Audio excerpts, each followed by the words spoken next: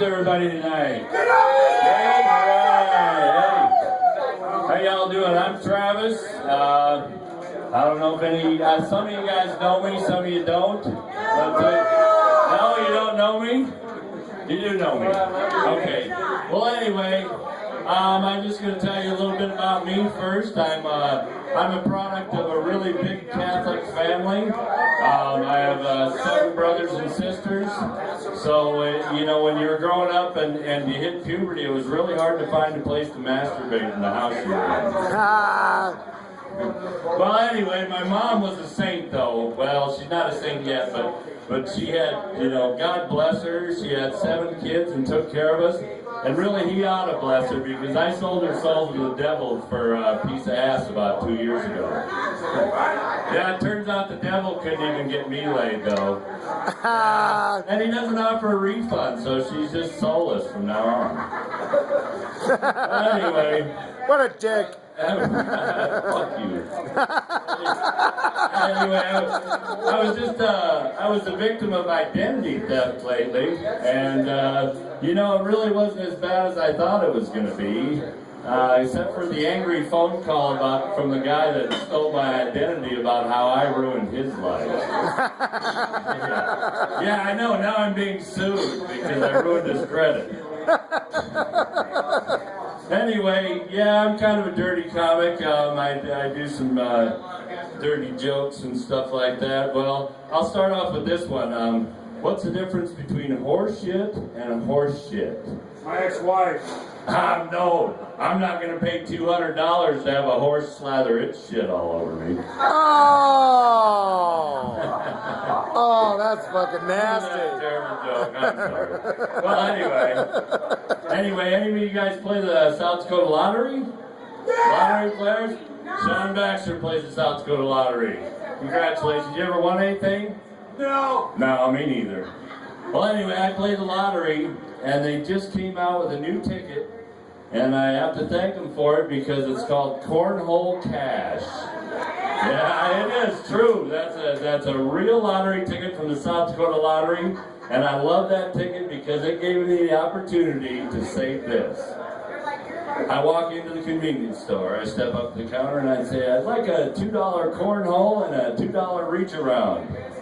So the guy looks at me, he goes, all right. He goes over to the little dispenser thing and grabs out the cornhole cash, and he turns around and he goes, we don't have a $2 reach around. And I said, well, how much is your reach around? And he goes back to the little dispenser, and he looks around and he goes, we don't offer a reach around. I said, well, you can keep your fucking cornhole. I ain't getting a cornhole without a reach around.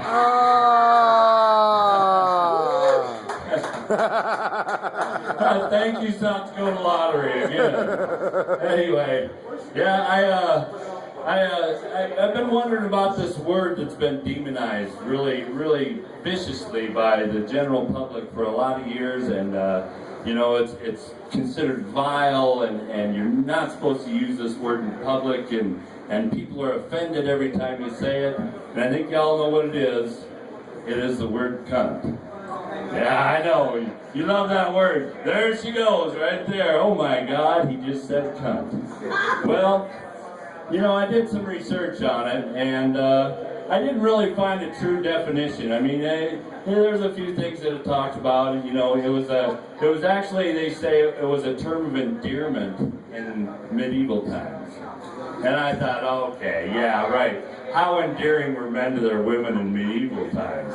Oh, he called me his cunt. I'm so happy. And then he knocked her on the head and dragged her into his fucking tent and boned the shit out of her. But she's his cunt, though. You know that for sure. I decided that it's time to quit demonizing this word. Let's redefine it once and for all. And so everybody can use this word freely and not offend anybody. So I decided I would redefine it as garden. Oh! Yeah, I know, right? And the reason why I redefined it as garden, well, call it selfish, but I always wanted to say this. You know, your mom called me today. She wanted me to come over and plow her cunt. Yeah, she's got the biggest cunt in the county. She wanted me to fill that mud hole behind there, but there's no bottom to that thing. Oh! No.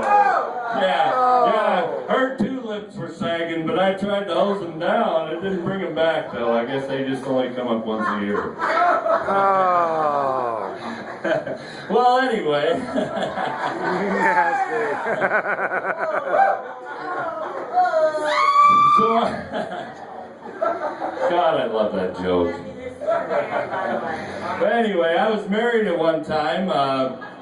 I don't know how many of y'all are married, but you know how it is when you're married. The sex is awesome at first, and then it wanes a little bit, and you're only getting it once a week, and then once a month, and then pretty soon it's hardly ever. And, well, my ex, she gave it to me. She gave me a blowjob on my birthday, and she fucked me over Christmas. And I thought, wow, that's awesome. I feel, I feel real special on those days.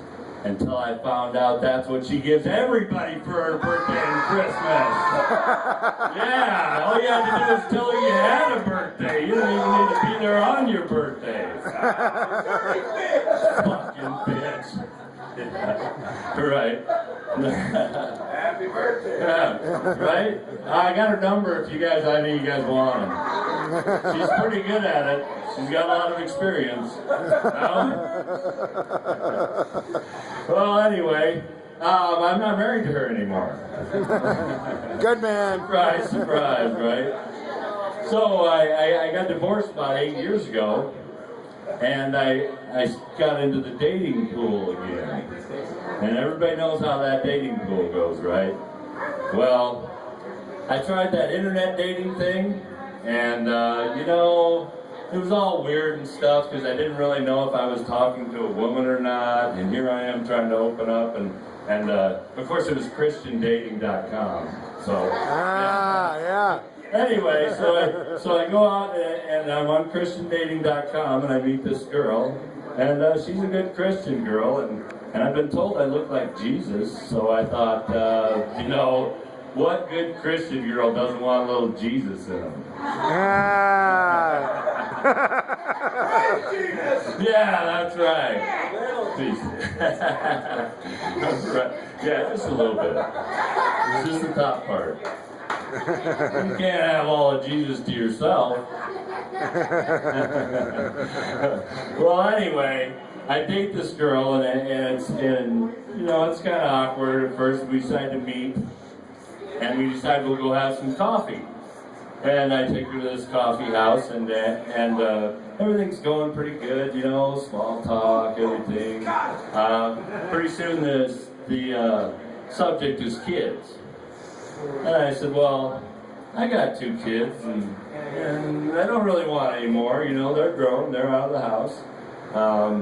She goes, well, I don't have any kids, but I don't really want any. She says, I recently fell in love with horses.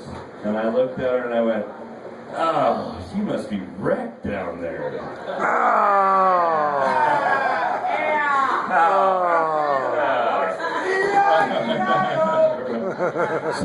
So I'm dating this, we don't see each other anymore. She really didn't care for me that much after that. I couldn't figure it out. So I'm dating this girl, and she's from, I believe it's Peshawar, Pakistan. Okay? And I don't know if you know anything about the Pakistani people are pretty hairy. Okay? This girl was hairy. I mean, hairy. I mean, she had waves of black hair on her arms and on her back and everything. And she used to sweat a lot. Which no, she was really beautiful. She was actually a very, very, very beautiful woman. She had bright blue eyes, and she was gorgeous, and she had a great personality. She was just hairy. Well, anyway, she sweat all the time during sex, and sometimes I didn't like her dripping all over me and stuff, so I'd do her doggy style. Well, anyway, the hair on her back was on both sides of her spine, and the sweat would run down her spine like the Missouri River. Running all the way down there to the Tate waterfall and everything. But anyway, so I used to lose myself in the whole situation because I'd be behind her fucking her and thinking I'm Lewis and Clark, you know, traveling up the big muddy, picking berries out of the side of the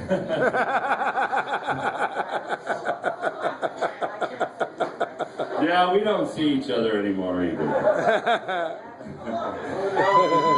Anyway, I once dated a girl with asthma. Do you guys, I know asthma, it's a bad disease. I know it's horrible. People can't breathe on it, everything like that. But I was dating this girl, and she would have these coughing fits while we were having sex. And you know what happens to a girl's vagina when she coughs during sex. Yeah, bam, like that. So she'd have these coughing fits, and I'd get all excited and stuff, and I'd just love it, but she'd always reach for her inhaler right away. Now she had to get rid of this coughing fit. So one day I decided I would hide her inhaler. And we're having sex, and it's all awesome, and I'm about ready to go, and she's coughing away, and she jumps for her inhaler, and she passes out because she can't find it. Yeah, I finish up and I call 911. No reason both of us should suffer, right? Well, anyway, we don't see each other anymore either. I guess we have some trust issues. I know, right? Isn't that funny? No, it's the same. I got another story just like it. I was dating this girl that was allergic to semen. Right? All girls say that, don't they? Don't they? I think they all do. Well, so she's sucking my dick. I grab her by the back of the head and throw it down on there and blow it down her throat. Turns out she was allergic to semen. Yeah, she had to be intubated. Oh no, we don't see each other anymore either. Trust issues again. Anyway, thank you all for coming tonight. That's my time. Have a good night, everybody. Yeah!